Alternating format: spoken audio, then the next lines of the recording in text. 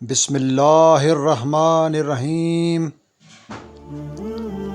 ایک دفعہ سلطان صلاح الدین ایوبی جنگل میں شکار کھیلنے کے لیے روانہ ہوئے۔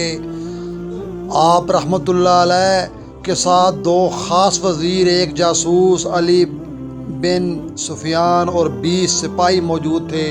سلطان صلاح الدین ایوبی رحمۃ اللہ علیہ ایک چھوٹے سے قافلے کے ساتھ جنگل کی طرف تیز رفتاری کے ساتھ جا رہے تھے۔ چلتے چلتے سلطان صلاح الدین ایوبی رحمۃ اللہ علیہ کا گزر ایک گاؤں سے ہوا، کیونکہ جنگل کی طرف جو راستہ جاتا تھا وہ اس گاؤں میں سے گزر کر جاتا تھا۔ سلطان اکثر اوقات اس راستے سے گزر کر جنگل میں جاتے تھے، لیکن جب اس دفعہ سلطان اب اس گاؤں سے گزرے تو سلطان صلاح الدین ایوبی کی نظر ایک قافلے پہ پڑی جو اس گاؤں سے نکل کر واپس روانہ ہو رہا تھا۔ سلطان نے اپنا گھوڑا روک دیا اور اپنے ایک سپاہی کو حکم دیا کہ جا کر معلوم کرو کہ یہ قافلہ کس کا ہے اور یہ چھوٹے سے گاؤں میں آخر کیا کرنے آئے تھے۔ چند لمحوں بعد سپاہی واپس آیا اور سلطان صلاح الدین ایوبی رحمۃ اللہ علیہ کو بتایا کہ سلطان معظم، یہ ہمارے پڑوسی بادشاہ کا قافلہ تھا۔ اس کے ساتھ 100 سپاہیوں کا دستہ، 4 وزیر اور بادشاہ اور شہزادی تھی، اور شہزادی بے ہوشی کی حالت میں تھی۔ یہ سن کر سلطان رحمۃ اللہ علیہ نے کہا، کیا مسئلہ ہوا؟ کیونکہ جب سپاہی نے کہا کہ شہزادی بے ہوشی کی حالت میں تھی تو یہ بات سلطان کے لیے حیرت تھی۔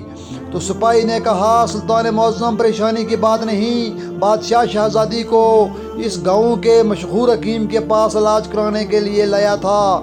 یہ سن کر سلطان اور آپ کے وزیر اور سپاہی ہکا بکا رہ گئے کہ اتنا بڑا بادشاہ ایک چھوٹے سے گاؤں میں ایک چھوٹے سے حکیم کے پاس خود شہزادی کا علاج کرانے آیا ہے۔ یہ بات سلطان کو ہضم نہیں ہو رہی تھی، لیکن شکار کے لیے دیر ہو رہی تھی، اس لیے سلطان اپنی منزل کی طرف چل پڑے۔ سلطان سارا دن شکار کھیلتے رہے، لیکن جب عصر کا وقت ہوا تو سلطان نے اپنے سپاہیوں کو واپسی کے لیے کہا کہ جاؤ اور اس قافلے کا پیچھا کرو اور معلوم کرو کہ بادشاہ کا قافلہ کس جگہ پڑاؤ کرتا ہے، کیونکہ آج رات میں بادشاہ سے ملنا چاہتا ہوں۔ سلطان واپس چلے گئے۔ سلطان نے کھانا کھایا، مغرب کی نماز پڑھی اور اتنے میں سپاہی بھی واپس آ گئے۔ سپاہی نے سلطان صلاح الدین ایوبی رحمۃ اللہ علیہ کو بتایا کہ سلطان معظم، اس گاؤں سے نکلنے کے بعد ایک چھوٹی سی وادی ہے اور اس جگہ پر بادشاہ کے قافلے نے پڑاؤ کیا ہوا ہے۔ سلطان صلاح الدین ایوبی رحمۃ اللہ علیہ علی بن سفیان اپنے چند سپاہیوں اور ایک وزیر کے ساتھ اس وادی کی طرف چل پڑا۔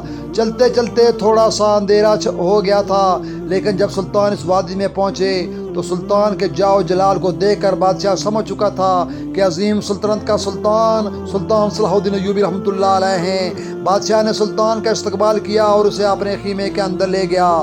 حال احوال جاننے کے بعد سلطان صلاح الدین ایوبی رحمۃ اللہ علیہ نے پہلا سوال بادشاہ سے کیا، کیا بادشاہ ہو کر شہزادی کا علاج اس چھوٹے سے گاؤں کے چھوٹے سے حکیم کے پاس کیوں کرانے آئے تھے؟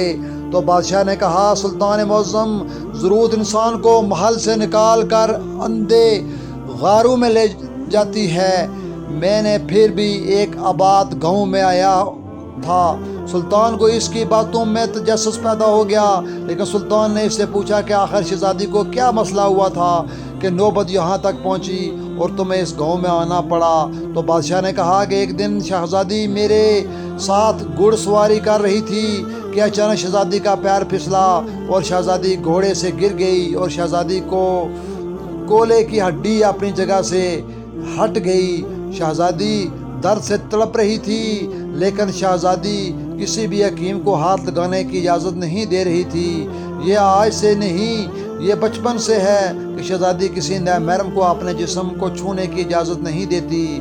ملکہ نے اپنے طور طریقے سے پوری کوشش کی کہ محل کی تمام کنیزوں نے بھی پوری کوشش کی، لیکن شہزادی صحت یاب نہ ہوئی۔ دن بدن شہزادی کمزور ہو رہی تھی، لیکن کوئی بھی ایسا حکیم نہ ملا جو بغیر شہزادی کو چھوئے اس کا علاج کر سکے۔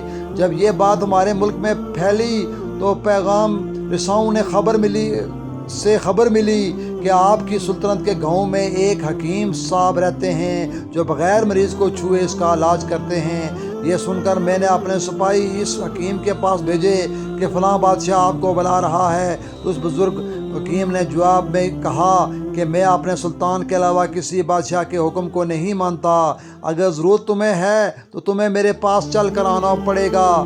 میں حکیم صاحب کے جواب سے ہی سمجھ گیا کہ یہ کوئی عام حکیم نہیں، اور میں شہزادی کو لے کر اس حکیم کے پاس پہنچا تو سلطان صلاح الدین ایوبی نے پوچھا کہ حیرانگی کی بات یہ ہے کہ اس حکیم نے بغیر شہزادی کو چھوئے اس کا علاج کیسے کیا؟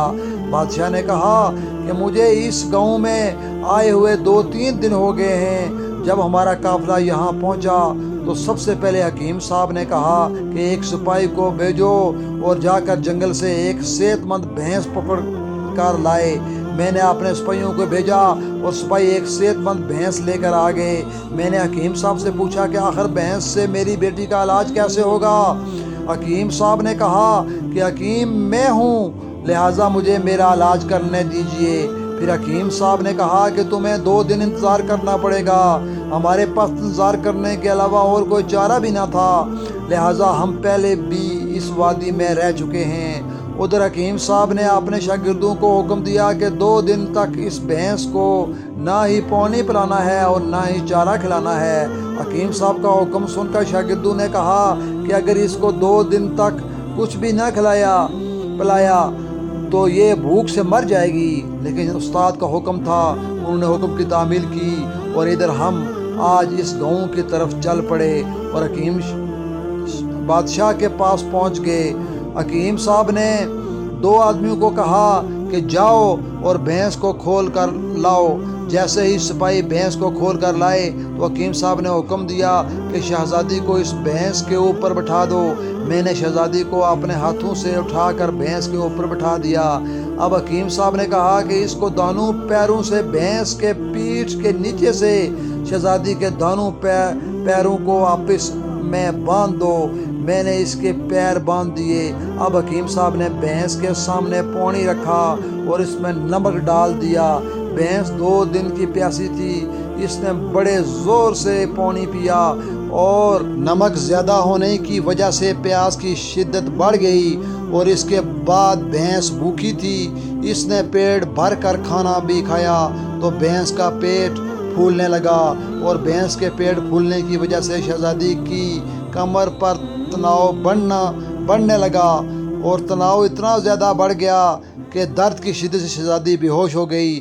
اب حکیم صاحب نے کہا کہ اپنی بیٹی کو بھینس سے اتار دو۔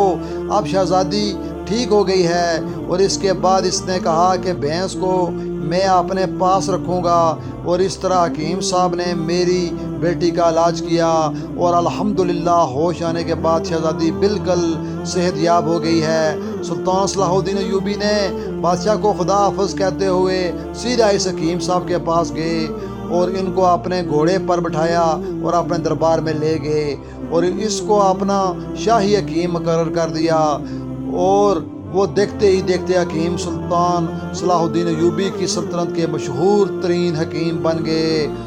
تو امید ہے آپ کو یہ ہماری آج کی سٹوری پسند آئی ہوگی۔ اس کو لائک کریں اور سبسکرائب کریں۔ وَلَا عَلَيْنَا إِلَّا الْبَلَاغُ الْمُبِينُ۔